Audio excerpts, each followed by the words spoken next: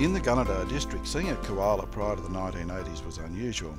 However, during the next 30 years, sightings increased and research showed that the population was one of the few in Australia where numbers were actually increasing. And this growth was attributed to an increase in habitat from the native vegetation plantings by local landholders and community groups. But sadly, there has been a sharp decline in the Gunnedah koala population since 2009, with many factors contributing to this. Dr. Dan Lunny, a koala researcher, recently presented his findings on this decline to the local community. Now, I think a particularly important and intriguing question is whether the koala population of Gunnedah will remain with only minor fluctuations, or could it plummet to near extinction, and if yes, how quickly will this occur? Well, I'm working in the Pilliga forests on another environmental trust grant to look at the changes that occurred since the populations were booming in the 1990s.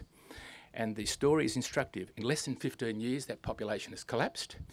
And the colleagues who are working with me are retracing their steps with their GPS units, going to their sites, recording where they saw koalas this time, and then comparing it to where last time. And the answer is there's a widespread loss of koalas. John Lemon has a reputation as a koala researcher, and for the last 25 years in northwestern New South Wales has seen the rapid rise in numbers and more recently the devastating decline in the koala population. In November, December 2009 we lost 25% of the population. It could have been more. Since then we've had the bushfires in the Warrumbungles in 2013. 2014, which is a scary one, we had a record maximum temperature of 46.9 degrees in a Stevenson screen. We found dead koalas around the research centre, and other farmers and landholders found them as well.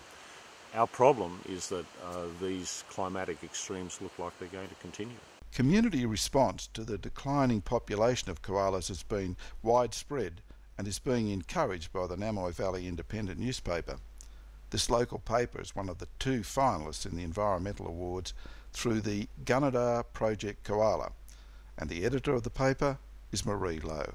We started it when we did a story last year about Gunnedah's declining koala population, which some believe is down to about 40% of its original numbers. We do call ourselves the koala capital of the world, so we think that we have a duty to look after the koalas, because if we don't, then nobody will.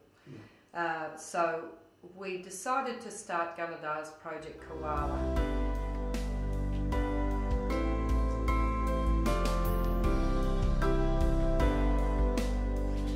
So Phil, now that you've defined the area, what's your strategy?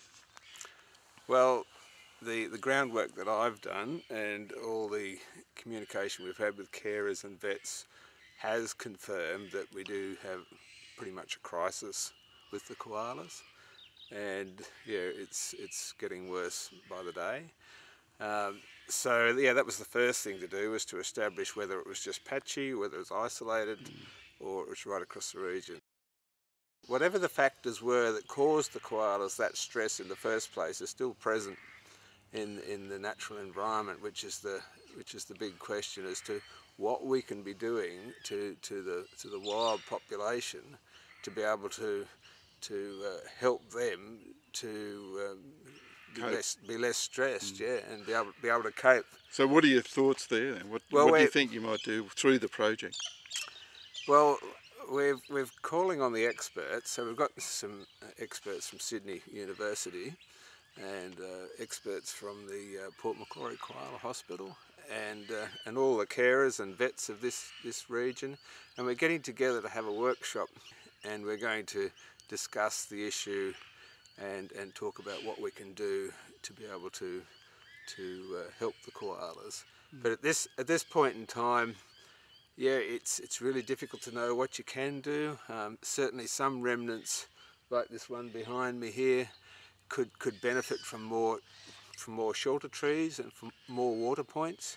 It would seem that the extreme summers that we're getting now, the koalas are really dependent on water, and some remnants where they might have been able to get by okay without water, they now need more water. So yeah, those sort of things we'll be looking at to evaluate as to how much benefit they're actually going to be.